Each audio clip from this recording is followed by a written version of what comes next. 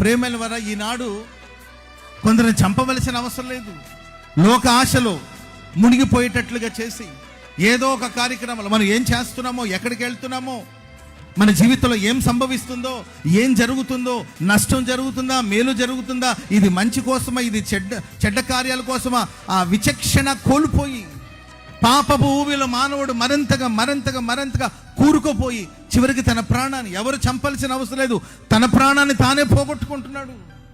ఎవరు నీ సమయాన్ని పాడు చేయవలసిన అవసరం లేదు. దేవుడు నీకు ఇచ్చిన విలువైన సమయాన్ని నీవే పాడు చేసుకుంటున్నావు. షార్ట్స్ చూస్తూ ఉంటారండి సెల్ ఫోన్లో కొంతమంది. దానికి ముగింపు ఉందా? మన వేళ్లతో ఆ ఫోన్ ఇలా అంటా ఉంటే ఒకటి తర్వాత ఒకటి వస్తుంది. దానికి ఒక ముగింపు ఉందా? పోతూనే ఉంటుంది, వస్తూనే ఉంటుంది.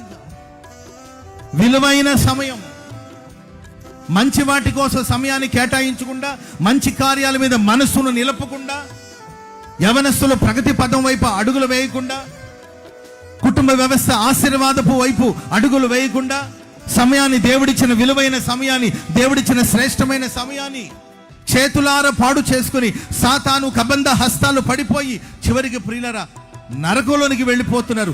పాపంలో దిగిపోయి చివరికి పాపం వల్ల వచ్చే జీతం మరణం గనక ఆ మరణాన్ని పొంది అగ్ని ఆరదు, పురుగు చావదు, అలాంటి ఒక పరిస్థితుల్లోకి వెళ్ళిపోతున్నారు.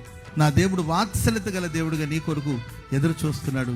ప్రియులారా, నీవు ఆయన తట్టు తిరగగలిగితే నా దేవుడు నిన్ను భాగ్యముతో నింపబోతున్నాడు. చెప్పండి కూడా దేవునికి స్తోత్రం చెప్పండి గట్టిగా. నిన్ను ఒక మందిరముగా ప్రభు మార్చబోతున్నాడు. దేవుడు ఇంకను నిన్ను ఓదార్చబోతున్నాడు. ఆయన ఇంకను నిన్ను కోరుకుంటున్నాడు. స్తోత్రం చెప్పండి గట్టిగా.